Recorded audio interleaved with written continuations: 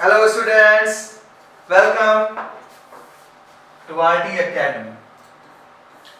And students, मैं आपका biology teacher Nagendra Sahu. तो 11th इज वेलकम है हमारे इस चैप्टर के अगले पड़ाव, यानी जो हमारा चैप्टर सेल चल रहा था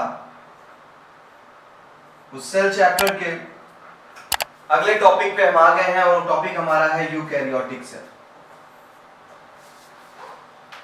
लास्ट वीडियो पे हमने प्रोकैरियोटिक सेल के बारे में जाना था, जहां पर हमारी मुलाकात bacteria and blue green algae से हुई थी, और अभी हम यूकैरियोटिक सेल के बारे में जानेंगे और उसके कंपोनेंट के बारे में जानेंगे, जैसे हमने लास्ट वीडियो में प्रोकैरियोटिक सेल के कंपोनेंट के बारे में जाना था। तो 11th इज हमारे ऐसे ही टॉपिक वाइज वीडियोस के लिए हमारे चैनल को लाइक, सब्सक्राइब और शेयर करें। इससे आपको सीक्वेंसली नए नए टॉपिक्स, जो भी डिफिकल्ट टॉपिक्स होते हैं वो आपको अच्छे से मिले, अच्छे से जिसमें आपको समझ में आए। हम लोग की पूरी यही कोशिश रहती है फैकल्टी की कि स्टूडेंट्स के अच्छे जो भी डिफिकल्ट टॉपिक्स हैं उनको अच्छे तरीके से समझाया जाए। तो इसके लिए आपको चैनल को लाइक, सब्सक्राइब, शेयर करना पड़ेगा। ओके, तो चलिए स्टार्ट करते हैं बिना वक्त गवाए। जो हमारा सेल चैप्टर था, ये cell the unit of life थी, यानी हमारी लाइफ की एक ऐसी यूनिट जिससे हमारा या जिस पे हमारा पूरा जीवन टिका हुआ है। हम और आप सिर्फ इस दुनिया में एग्जिस्टेंस इसलिए रखते हैं बिकॉज हम सेल रखते हैं। उसी सेल के बारे में हम जान रहे थे और जानते जानते हम पहुंचे थे प्रोकैरियोटिक सेल के पास कि भाई अर्थ पे 2 टाइप की सेल्स हैं। एक वो सेल्स जो बहुत स्मॉलेस्ट हैं एंड जिनके पास सेल ऑर्गेनल्स नहीं हैं, जिनके न्यूक्लियर मेम्ब्रेन एब्सेंट है, वो प्रोकैरियोटिक सेल्स थे। और उसके जानने के बाद हमने उस प्रोकैरियोटिक सेल के कंपोनेंट के बारे में जाना कि वहां पर सेल एनवलप था, सीलिया एंड फ्लैजेला थे, फ्लैजेला एंड पिलाई थी, वहां पर सेल इंक्लूजन्स थे, वहां पर सेल मेम्ब्रेन थी, वहां पर हमारा मेसोसोम था, F1 पार्टिकल्स है। ये सारी चीजें हमने उसके कंपोनेंट में पढ़ी, तो उसको देखने के लिए हमारे लास्ट वीडियो को देखें। एंड नाउ हम स्टडी करने जा रहे हैं यूकैरियोटिक सेल के बारे में। तो जब यूकैरियोटिक सेल का नाम आता है तो सिंपल से बात समझ जाएं, यूकैरियोटिक सेल वो सेल्स हैं जिन सेल्स में न्यूक्लियस प्रेजेंस है, जिन सेल्स में न्यूक्लियस प्रेजेंस है, साथ ही साथ सेल ऑर्गेनल्स मौजूद हैं। एक basic difference in between prokaryotes and eukaryotes, जिनके पास न्यूक्लियस है, जिनके पास सेल ऑर्गेनल्स हैं, वो हमारे क्या हैं? यूकैरियोटिक ऑर्गेनिजम्स हैं। क्लियर? चलिए चलते हैं अपने टॉपिक पे। तो हम जब यूकैरियोटिक सेल की बात करते हैं तो यूकैरियोटिक सेल हमारी, चलिए कुछ अपने स्टाइल में पहले आपको दे दूं, उसके बाद यूकैरियोटिक सेल के बारे में जानने जा रहे हैं भाई आज हम लोग। इनिशियल स्टेज पे जिन्होंने कुछ नहीं पढ़ा है वो बिल्कुल ध्यान से समझें। यूकैरियोटिक सेल की टेंशन आने वाले एक दो वीडियोस में फिनिश कर दूंगा। तो यूकैरियोटिक सेल क्या है? ये आपकी एक सेल है, मान लीजिए ये सेल है जिसकी आउटर मेम्ब्रेन है, एक सेल की आउटर मेम्ब्रेन,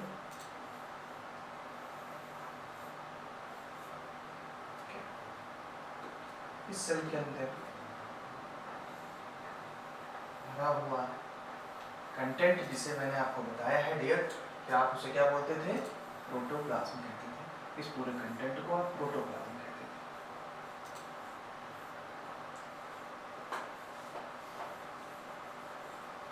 मैंने आपको पहले इसके वीडियो में, सेल के वीडियो में सबसे पहले आपको बता दिया था कि भाई हमारा जो सेल है वो सेल के बेसिकली 2 कंपोनेंट्स थे। एक हमारा सेल मेम्ब्रेन है और cell wall, and another thing is protoplasm. जहां पर प्रोटोप्लाज्म के 2 पार्ट्स हुआ करते थे, nucleus and cytoplasm. Nucleus and cytoplasm. Okay, ये हमारे सराउंडिंग में क्या है? Cell membrane. अगर प्लांट सेल है तो यहाँ पर 2 लेयर होंगी, cell wall and cell membrane.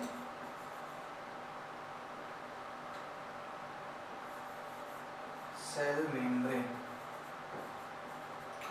तो हम आज जो यूकेरियोटिक सेल की बात करेंगे, सबसे पहला यूकेरियोटिक सेल को आइडेंटिफिकेशन के लिए सेल के पास न्यूक्लियर एनवेलप होगा यानी न्यूक्लियर मेम्ब्रेन होगी, एंड हमारे पास इस सेल में ढेर सारे हमारे सेल ऑर्गेनल्स भी मौजूद होंगे।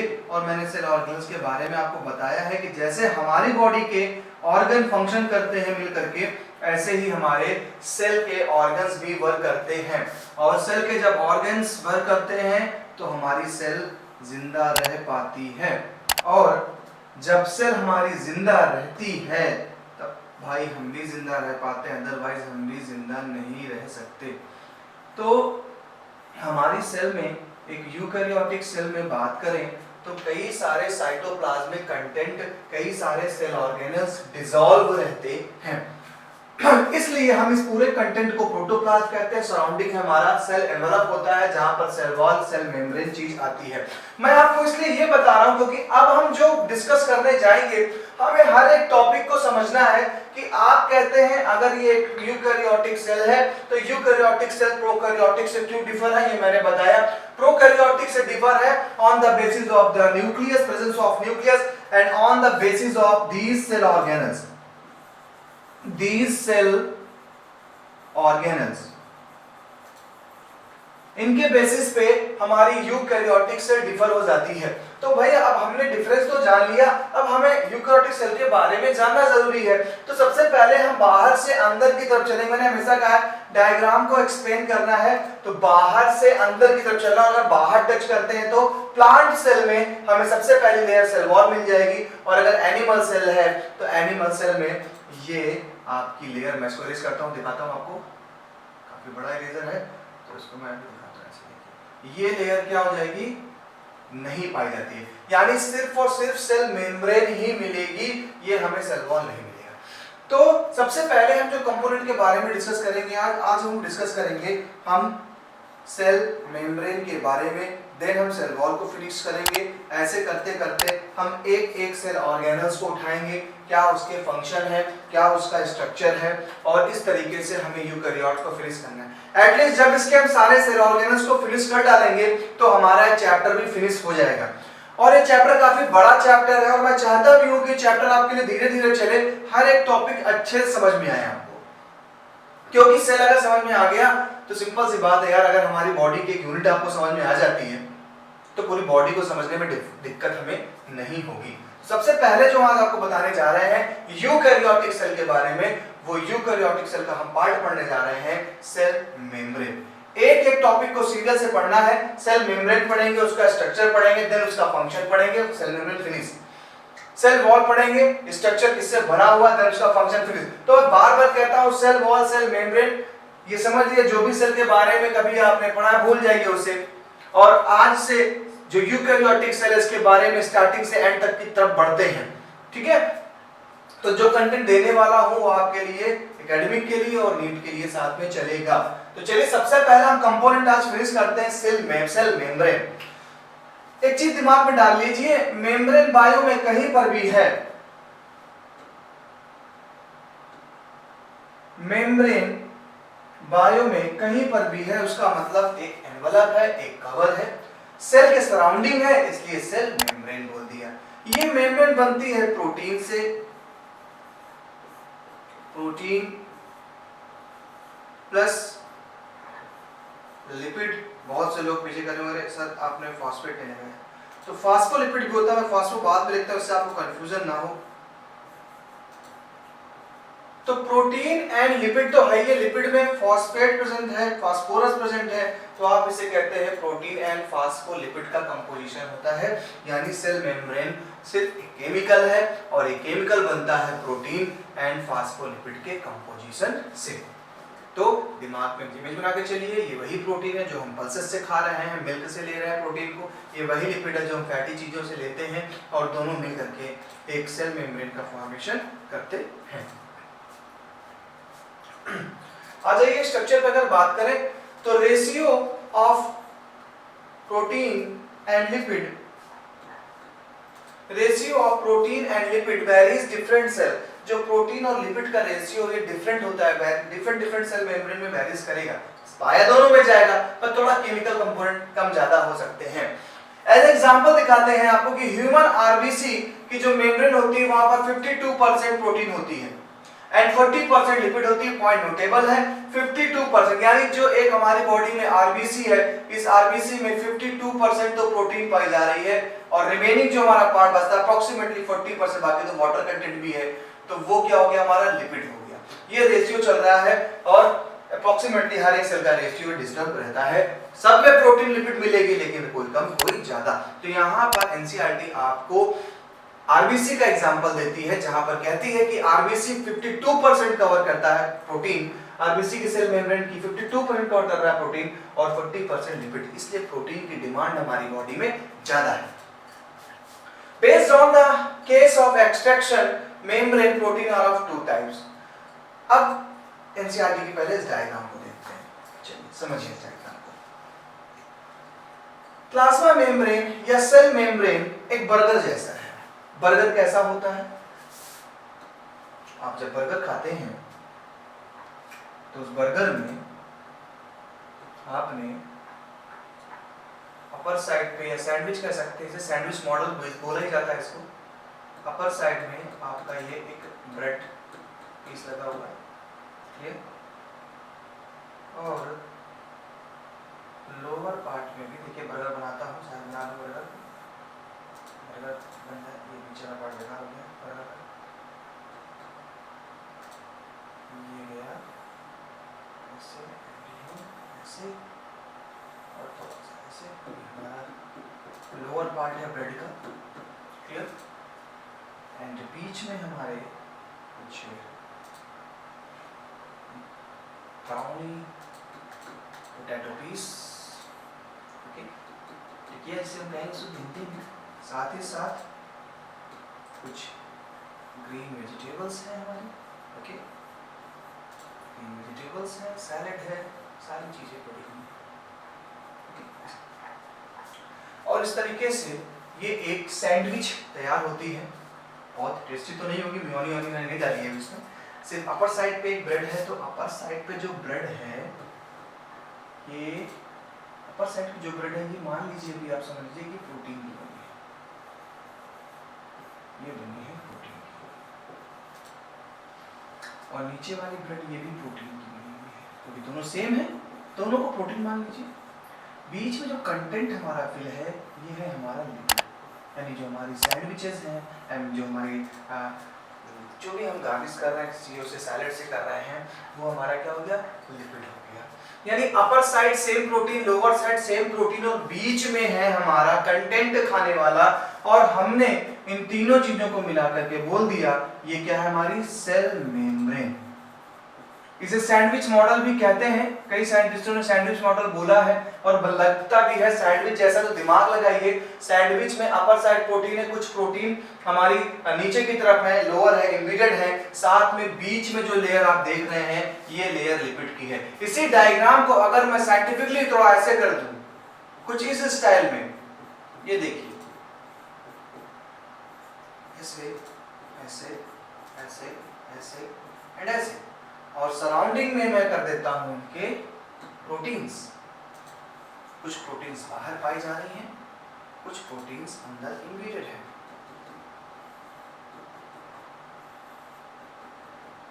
लगभग वही स्ट्रक्चर आपके बनता है, बस ये केमिकल स्ट्रक्चर, ये एक इमेजिनरी मैंने बर्गर बनाया आपके लिए, एक सैंडविच तैयार करी आपके लिए। तो जो अपर साइड देख रहे हैं ये भी प्रोटीन है, लोअर साइड भी क्या है, प्रोटीन है, और मिडिल में फास्फोलिपिड की बाई लेयर है। एक लेयर ये जा रही है, एक लेयर ये जा रही है, 2 लेयर्स हो गए, तो हमने यहाँ टर्म दिया बाई लेयर, ये हमारी बाई लेयर। तो आई होप कि आपको डायग्राम कुछ समझ में आया होगा, ब्रेन में एक इमेज तैयार हुई होगी कि आखिर सेल मेम्ब्रेन बनी किससे है। तो सेल मेम्ब्रेन प्रोटीन और फास्फोलिपिड की है, जहां पर कुछ प्रोटीन हमारे लिपिड के ऊपर तैरती रहती, कुछ प्रोटीन इम्बेडेड होती हैं हमारे लिपिड में, और बीच में लिपिड की बाई लेयर होती है। क्लियर? अब देखिए इसी बाई लेयर में आप ये जो स्ट्रक्चर देख रहे हैं, फास्फोलिपिड की बाई लेयर है, ये जो देख रहे हैं हेड जैसा, इसे हेड ही कहते हैं। ये हमारा हेड होता है और नीचे ये जो आप देख रहे हैं इसे हम टेल कहते हैं। ये थोड़ा लेवल ऊपर करता हूँ कि सेल मेम्ब्रेन में आज तक कभी आपने हेड और टेल के बारे में नहीं जाना होगा इन सीबीएसई। क्लियर? तो जो फास्फोलिपिड की बाइलेयर होती है उसमें हमारा एक स्ट्रक्चर हेड जैसा दिखाई पड़ता है, दूसरा हमारा टेल जैसा दिखाई पड़ता है। अब देखिए जो प्रोटीन्स बाहर की तरफ पाई जाएंगी इसी को हम बोलते हैं एक्सट्रिंसिक प्रोटीन। नाम चेंज किया है, एक्सट्रिंसिक प्रोटीन। एक्सट्रिंसिक प्रोटीन है, एक्सटर्नल बाहर की तरफ पाई जा रही है, एक्सट्रिंसिक प्रोटीन। और कुछ प्रोटीन इनग्रेडिएंट है, धसी हुई है, उसको हमने नाम दिया इंट्रिंसिक प्रोटीन। इंट्रिंसिक प्रोटीन, इसी को हम इंटीग्रल प्रोटीन भी कहते हैं, इंटीग्रल। लेकिन याद रखिएगा इन लग गया इसका मतलब अंदर की तरफ, एक्स मतलब लिपिड के बाहर। तो यानी अगर ये एक सेल मेम्ब्रेन मान ले तो ये सेल मेम्ब्रेन आपको ऐसे दिखाई पड़ेगी, सेल में कुछ ऐसे। ये उसका जूम वर्जन है कि जब जूम किया तो पता चला कि वो तो भाई थोड़ी सी थिक लेयर है, जूम किया तो सेल मेम्ब्रेन जो आप एक इन्वलप देखते हैं, एक पतली सी मेम्ब्रेन देख रहे हैं, वो मेम्ब्रेन को जूम करें तो वहां पे दो चीजें पाई जा रही हैं, प्रोटीन एंड लिपिड। प्रोटीन बाहर की तरफ है तो एक्सट्रिंसिक प्रोटीन, यानी एक्सट्रिंसिक किस तरफ होगी, एक्सट्रिंसिक होगी सेल मेम्ब्रेन के बाहर की तरफ, बाहर सरफेस से पाए जाने वाले जो प्रोटीन्स हैं वो एक्सट्रिंसिक प्रोटीन है। एंड जो इंटरनल सरफेस पे पाई जाने वाली प्रोटीन्स हैं वो आपकी इंट्रिंसिक प्रोटीन्स होती हैं। और इस तरीके से मिलकर के हमारी एक सेल मेम्ब्रेन का फॉर्मेशन होता है। बीच में फास्फोलिपिड की बाइलेयर होती है जहां पर एक स्ट्रक्चर आपको हेड जैसा दिखाई पड़ेगा, दूसरा स्ट्रक्चर आपको टेल जैसा दिखाई पड़ता है। और इस तरीके से हमारा एक सेल मेम्ब्रेन का स्ट्रक्चर तैयार होता है। तो आपको अब सेल मेम्ब्रेन का स्ट्रक्चर समझ में आ गया होगा कि जो हम सेल मेम्ब्रेन देखते हैं बेसिकली केमिकल स्ट्रक्चर को हमें ऐसे दिखाई पड़ेगी, बर्गर जैसा स्ट्रक्चर है। ना याद है तो बर्गर याद रखिएगा, ऊपर प्रोटीन, नीचे प्रोटीन, बीच में लिपिड। क्लियर? अब इसी स्ट्रक्चर को हम एनसीईआरटी के हिसाब से चलते हैं, मिलते हैं वो साइंटिस्टों से जिन साइंटिस्ट ने हमें इस स्ट्रक्चर के बारे में बताया और हमें सेल मेम्ब्रेन के बारे में बताया। जब मैं एमएससी कर रहा था उस जगह पे मेरे एग्जामिनर ने क्वेश्चन पूछा था यही कि भाई सेल मेम्ब्रेन की ये जो डिस्कवरी करी, सेल मेम्ब्रेन का जो स्ट्रक्चर डिफाइन किया गया, वेल डिफाइंड स्ट्रक्चर किस साइंटिस्ट ने बताया था? तो वेल डिफाइंड स्ट्रक्चर हमारे जो साइंटिस्ट उनका नाम था सिंगर, गाना नहीं गाते थे, का नाम था Singer and Nicolson. Singer and Nicolson ने डिस्क्राइब किया था बेहतरीन तरीके से सेल मेम्ब्रेन के स्ट्रक्चर को। और वो स्ट्रक्चर अभी हम देखने चलते हैं। तो आपके पास एक दिमाग में आ गई चीजें कि आखिर हमारा सेल मेम्ब्रेन है क्या। तो एनसीईआरटी कहती है कि सेल मेम्ब्रेन में आप जो ये देख रहे हैं हेड एंड टेल दिखाई पड़ रहा है आपको, ये देखिए साफ साफ दिया गया है, ये क्या है, हेड है, HEAD, ये है आपका हेड और लोअर पार्ट आपका होता है टेल, ये आपका होता है टेल। और इसी हेड टेल से हमारी फास्फोलिपिड तैयार होती है। अंदर की तरफ जो प्रोटीन्स पाई जा रही हैं ये इंटीग्रल प्रोटीन्स होती है, इंट्रिंसिक प्रोटीन होती हैं। कुछ प्रोटीन देखिए दोनों तरफ एक रास्ता बनाती हैं, कुछ प्रोटीन्स क्या है इधर और इधर एक रास्ता बना रही हैं, इनको बोलते हैं चैनल प्रोटीन्स। चैनल प्रोटीन्स इनका काम होता है सेल मेम्ब्रेन के अंदर कुछ लाना है या सेल से बाहर कुछ लेके जाना है तो हमारी ये चैनल प्रोटीन्स काम करती हैं। ठीक है, तो कुछ प्रोटीन क्या है, एक मीडियम है, एक दरवाजे के जैसे काम कर रहे हैं सेल मेम्ब्रेन में, अंदर से कुछ बाहर जाना है तो ये लेके जाएंगे, बाहर से कुछ अंदर लाना है तो ये लेके आएंगे। क्लियर? हमारी इस प्रोटीन के साथ देखिए बीच में आपको कोलेस्ट्रॉल भी मिलता है, कोलेस्ट्रॉल, लेकिन ये कोलेस्ट्रॉल आपको नुकसान नहीं पहुंचाता, ये गुड कोलेस्ट्रॉल होता है। और जो हम अपने बैड हैबिट से कोलेस्ट्रॉल लेते हैं वो हमारा बैड कोलेस्ट्रॉल होता है। यहाँ पर एक गुड कोलेस्ट्रॉल है, ये गुड कोलेस्ट्रॉल हमारे सेल मेम्ब्रेन को स्टेबिलिटी देता है, अपनी जगह पे मेंटेन रखने के लिए बोलता है। ठीक है। तो यहाँ पर वही प्रोनाउन है integral protein and peripheral protein. Integral proteins क्या होंगी? पार्शियली और टोटली बरीड इन मेम्ब्रेन। पार्शियली और टोटली, पार्शियली बरीड है, टोटली बरीड होंगी, धसी हुई होंगी हमारी सेल मेम्ब्रेन में। पेरिफेरल प्रोटीन्स क्या है? पेरिफेरल साइड में पाई जा रही है, उसे हम पेरिफेरल प्रोटीन्स कहते हैं। एंड सिंगर एंड निकोलसन ने इस मॉडल को फ्लूइड मोज़ेक मॉडल बोला। जैसे कि देखिए फ्लूइड मोज़ेक मॉडल बहुत ही फेमस रहा है सेल मेम्ब्रेन का। आप देख रहे होंगे इस डायग्राम में आपको मोज़ेक जैसा स्ट्रक्चर दिखाई पड़ रहा है। जैसे घर में मोज़ेक लगा होता है, लेकिन वो सॉलिड मोज़ेक होता है, ये लिक्विड है क्योंकि वाटर कंटेंट बहुत है, इसलिए इसको नाम दिया गया है fluid mosaic model. Fluid mosaic model नाम दिया गया है हमारे इस स्ट्रक्चर को। फ्लूइड मोज़ेक मॉडल में क्यों बोला गया? मैं बार-बार ये कह रहा हूं कि यहाँ पर सारी चीजें फ्लूइड में तैर रही हैं, इसलिए फ्लूइड बोला। लग तो रहा पूरा मोज़ेक जैसा, इसलिए इसको फ्लूइड मोज़ेक मॉडल बोला हमारे सिंगर एंड निकोलसन ने 1972 में। ज्यादा दिन की बात नहीं हुई है, 1972 की बात है, जहां पर सिंगर एंड निकोलसन ने इनको फ्लूइड मोज़ेक मॉडल बोला। ठीक है, सिंगर थे हमारे ये भाई साहब, सिंगर से याद रखना, गाना गाने वाले सिंगर, और इनके फ्रेंड थे निकोलसन, और इन दो लोगों ने मिलकर के हमारे फ्लूइड मोज़ेक मॉडल दिया। फ्लूइड मॉडल के अकॉर्डिंग उन्होंने सारी चीजें वही बताई जो मैंने आपको सैंडविच स्ट्रक्चर में बताया अभी। अपर साइड देखिए प्रोटीन की लेयर आप देख रहे हैं, जो ब्लू कलर से स्ट्रक्चर देख रहे हैं सब प्रोटीन्स हैं। अब कुछ प्रोटीन्स अंदर चली गई हैं, इम्बेडेड है, टोटली इम्बेडेड है, वो हमारी क्या हो गई? इंटीग्रल प्रोटीन्स हो गई। आपके देखिए ये रेड वाला सारी लिपिड लेयर है, जितने भी रेड आप देख रहे हैं सब लिपिड की लेयर है। लिपिड का ये हेड वाला पार्ट है, लिपिड का हेड वाला पार्ट है ये। तो देखिए लिपिड का हेड वाले पार्ट से हमारा एक प्रोटीन जुड़ गई है। ये देखिए आप देखेंगे ये स्ट्रक्चर, ये प्रोटीन स्ट्रक्चर ऐड हो गया है। लिपिड के हेड वाले पार्ट से प्रोटीन वाला स्ट्रक्चर जुड़ गया है, इसे हम बोलते हैं ग्लाइकोप्रोटीन। ग्लाइकोप्रोटीन, अभी इसको देखिए नाम याद रखिए, अब इसका मतलब समझाएंगे। जब लिपिड वाले पार्ट से प्रोटीन जुड़ जाता है तो बोलते हैं ग्लाइकोप्रोटीन, और जब इसी लिपिड वाले पार्ट से, इसी लिपिड वाले पार्ट के पास देखिए अभी आपको बहुत ही लाइट दिख रहा होगा, यहाँ पर क्या होता है? प्रोटीन है, यहाँ पर क्या है? प्रोटीन है, जो हमारी एक्सट्रिंसिक प्रोटीन थी, बाहर पाई जाने वाली प्रोटीन है। अब अगर इन प्रोटीन से लिपिड जुड़ जाएगी, अगर इन प्रोटीन से लिपिड मॉलिक्यूल जुड़ जाएगा तो इसे हम बोलेंगे ग्लाइकोलिपिड। ग्लाइकोलिपिड मींस जब प्रोटीन से लिपिड जुड़ जाएगी तो ग्लाइकोलिपिड बोल दिया, और जब लिपिड से प्रोटीन जुड़ रही है तो ग्लाइकोप्रोटीन बोल दिया। हर एक सेल की ग्लाइकोलिपिड, यानी आपकी स्पेसिफिक ग्लाइकोलिपिड और ग्लाइकोप्रोटीन्स हैं, मेरी बॉडी के स्पेसिफिक ग्लाइकोलिपिड एंड ग्लाइकोप्रोटीन्स हैं।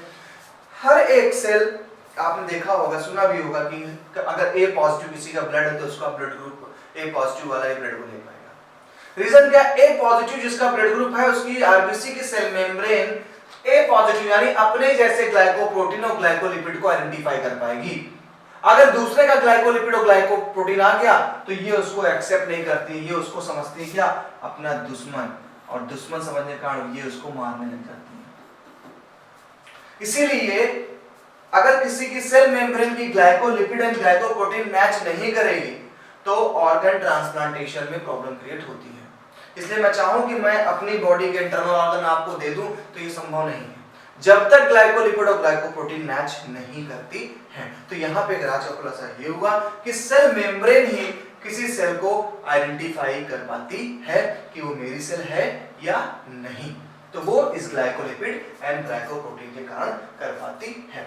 तो according to this quasi fluid nature, quasi fluid मतलब क्वासी का मतलब सेमी, क्वासी का मतलब semi, semi fluid nature of lipid का है, and the proteins with the overall bilayer, this ability to move with the membrane is measured is at fluidity। आराम से हमारी फ्लूइड में बढ़िया से मेंटेन करके चलते हैं अंदर मौजूद कोलेस्ट्रॉल और हमारी फास्फोलिपिड की बाइलेयर। इनके कुछ फंक्शन की बात करते हैं। तो हमारी जो सेल मेम्ब्रेन होती है, सेल मेम्ब्रेन का फंक्शन देखिए, आपने 9th में पढ़ा है, सेलेक्टिव रीअब्जॉर्प्शन का, सेलेक्टिव परमेबिलिटी शो करती है हमारी सेल मेम्ब्रेन, तो कि ये सिलेक्टेड चीजों को ही सेल के अंदर आने और सेल से बाहर जाने देती है। तो सेल मेम्ब्रेन को इसीलिए एक लिविंग मेम्ब्रेन भी कहा जाता है, क्योंकि ये सिलेक्टेड चीजों को अंदर आने और बाहर, कोई भी सिलेक्टेड चीजों की तभी वो अंदर आएगी या सेल मेम्ब्रेन के बाहर जाएगी।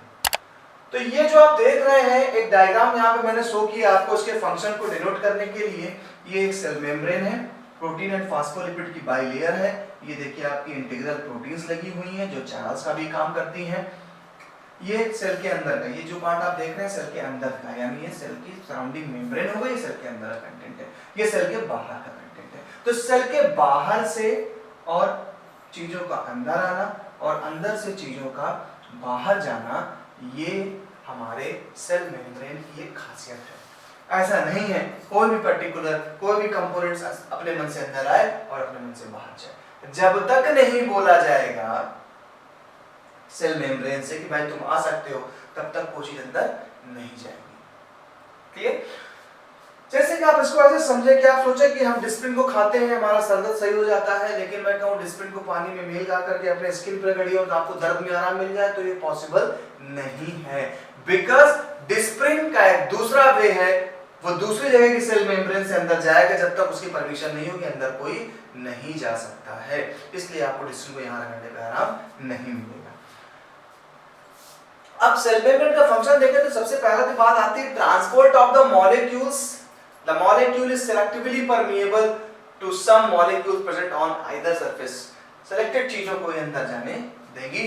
दूसरी thing, due to the fluid nature, plasma membrane can help in cell growth, formation of intercellular junction, secretion, endocytosis and division.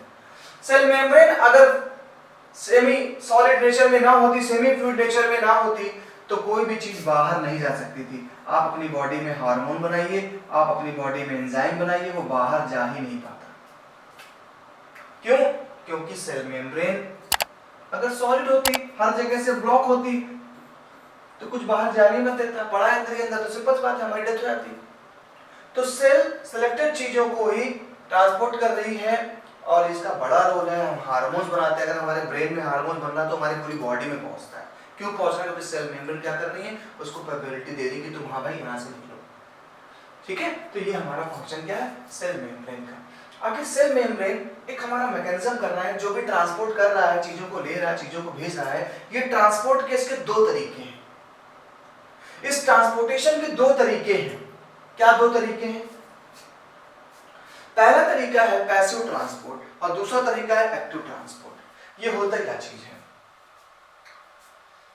Passive transport हमेशा कंसंट्रेशन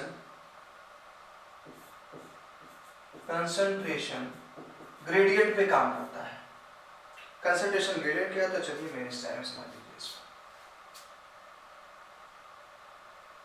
एक साइड आपका है पैसिव ट्रांसपोर्टेशन, इंपॉर्टेंट पॉइंट है इसलिए इसको मैं अलग से आपको ले चल रहा हूं। पहला पॉइंट है पैसिव ट्रांसपोर्टेशन एंड सेकंड है एक्टिव ट्रांसपोर्टेशन। पैसिव ट्रांसपोर्टेशन क्या है? पहले एग्जांपल देन बाद में सारी चीजें। किसी सब्सटेंस का कंसंट्रेशन एक सेल के अंदर ज्यादा है, मान लीजिए किसी भी कंसंट्रेशन में से मान लीजिए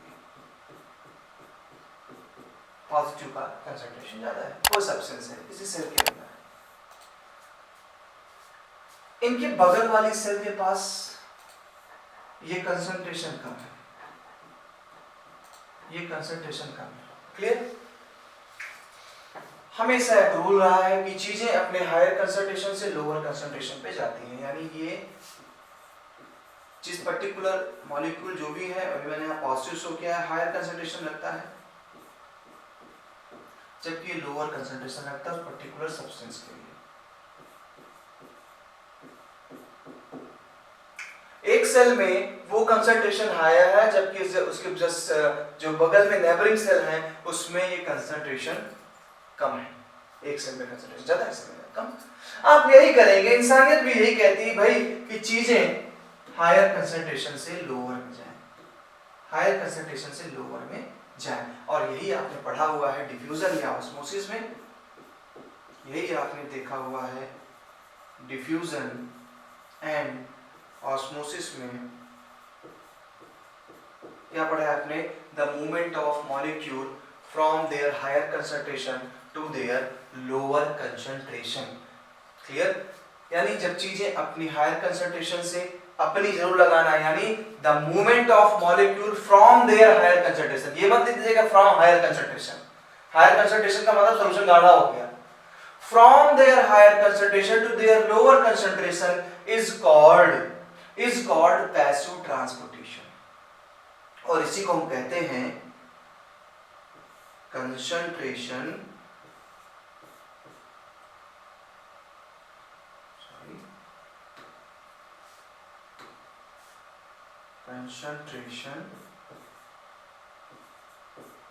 इसके लिए हम टर्म लेंगे कंसंट्रेशन ग्रेडियंट। ये कंसंट्रेशन ग्रेडियंट है। ऐसी कंडीशन करने के लिए किसी एनर्जी की वेस्ट नहीं होता, यानी no energy consume, no loss of energy, no energy consume मैंने ऐड कर दिया। कोई एनर्जी खर्च नहीं हो रही इसके लिए, चीजें हमेशा अपने हायर कंसंट्रेशन से लोअर कंसंट्रेशन की ओर जा रही है। एटमॉस्फेयर में ऑक्सीजन कंसंट्रेशन ज्यादा है, वो हायर कंसंट्रेशन से हमारी बॉडी के सेल्स में जाता है। It's a diffusion, it's a passive transportation. तो पैसिव ट्रांसपोर्टेशन हमारे लाइफ में बहुत अफेक्टेड करता है। अगर पैसिव ट्रांसपोर्टेशन नहीं होता तो हम मर चुके होते। सोचिए हर एक प्रोसेस हमारी लाइफ के लिए कितना इंपॉर्टेंट है। क्या मतलब है, हमें बचपन में टीचर पढ़ा रहे हैं डिफ्यूजन एंड ऑस्मोसिस। अगर एक आपने पोटेशियम परमैंगनेट को लिया है, आपने बाल्टी में मिला दिया तो पूरा क्यों ब्लू हो गया, लेकिन नहीं, हम उस चीज को नहीं बताएंगे, हम आपको आपकी बॉडी पे लेके आ रहे हैं क्योंकि हम पढ़ रहे हैं सेल। अगर आपकी बॉडी में डिफ्यूजन या पैसिव ट्रांसपोर्टेशन का प्रोसेस ना हो रहा होता तो आप मर जाते। क्यों मर जाते? क्योंकि एटमॉस्फेयर में हायर कंसंट्रेशन पे ऑक्सीजन है, जबकि हमारे सेल में लगातार रेस्पिरेशन के कारण ऑक्सीजन कंज्यूम होती रहती है, जिस कारण ऑक्सीजन की कमी रहती है।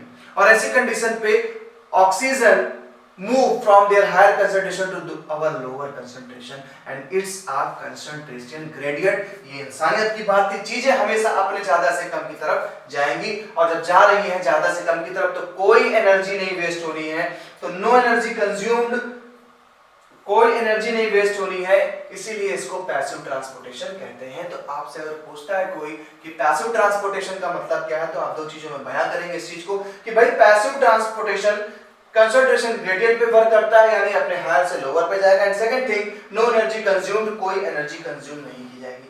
लेकिन एक्टिव जस्ट इसके अपोजिट है। एक्टिव कहते हैं एक सेल है ये, एक सेल है ये। एक्टिव ट्रांसपोर्टेशन कुछ खास मॉलिक्यूल्स के लिए लगता है, कुछ खास सब्सटेंस के लिए लगता है। अब एक्टिव जी के पास जो मॉलिक्यूल, कोई पर्टिकुलर मॉलिक्यूल था, वो अच्छी खासी क्वांटिटी में था, पर्टिकुलर मॉलिक्यूल अच्छी खासी क्वांटिटी में मौजूद था, लेकिन बेचारी जो हमारी बी सेल है, इस बी सेल के पास वो कंसंट्रेशन कम थी। आप देख रहे हैं बहुत ही कम कंसंट्रेशन है इस ए के कंपैरिजन में, ए के कंपैरिजन में कई गुना कम है हमारे बी वाले के पास सब्सटेंस। इंसानियत यही कहेगी, आप भी यही कहेंगे sir the movement of molecule from their higher concentration to their lower concentration होना चाहिए, it should be from their higher concentration to their lower concentration, but some particular molecules the process will be inverted, means the movement of molecule from their lower concentration to their higher concentration, from their lower concentration to the higher concentration उल्टा हो गया। अब चीजें अपने कम वाली जगह से ज्यादा की तरफ जा रही है, लेकिन ये पर्टिकुलर आयंस के लिए होता है, मिनरल्स के लिए होता है।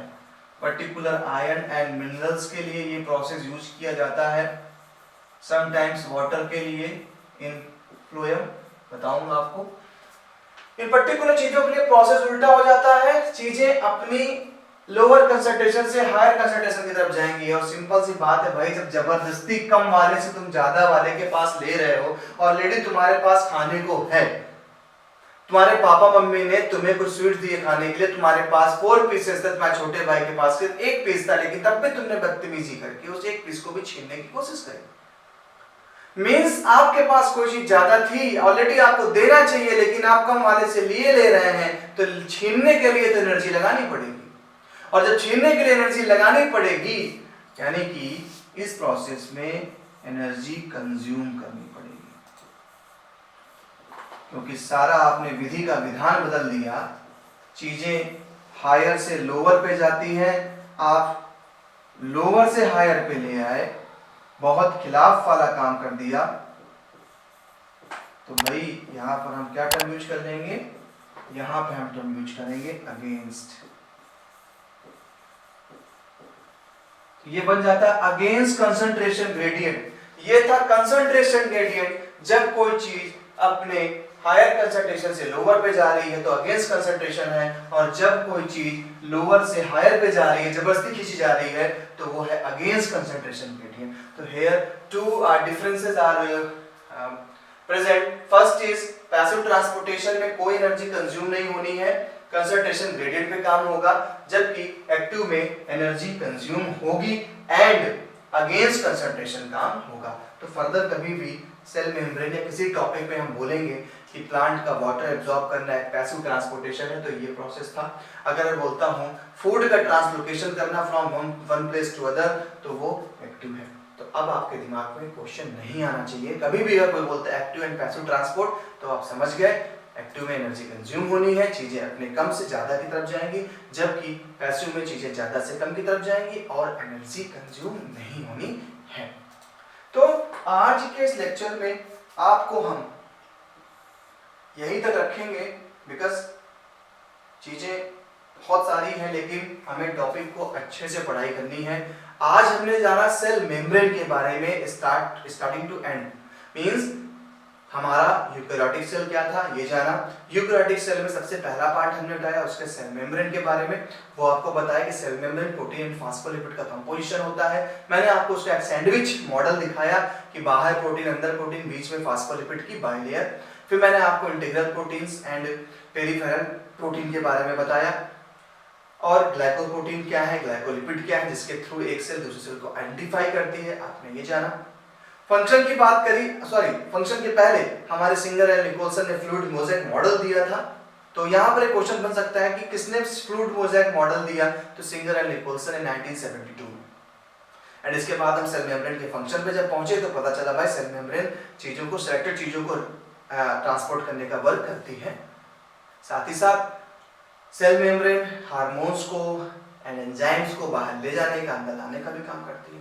जब ट्रांसपोर्टेशन की बात पता चली तो हमने कहा चलो पता करते हैं ट्रांसपोर्टेशन कितने टाइप का है। तो हमें पता चला ट्रांसपोर्टेशन 2 टाइप का है, active transportation and passive transportation. Active जहां एनर्जी कंज्यूम होनी है, पैसिव जहां एनर्जी कंज्यूम नहीं होनी। तो यहाँ पर हमारा एंड होता है आज का टॉपिक, और मैं फिर से एक नए वीडियो पे आपको सेल वॉल के फंक्शन के बारे में और कुछ सेल ऑर्गेनल्स के बारे में आपको डिस्कस करूंगा आपसे। लेकिन उस वीडियो को देखने के लिए सब्सक्राइब करना जरूरी होगा। सब्सक्राइब करिए, लाइक करिए, शेयर करिए। मुलाकात करते हैं नेक्स्ट वीडियो में। Okay, bye bye.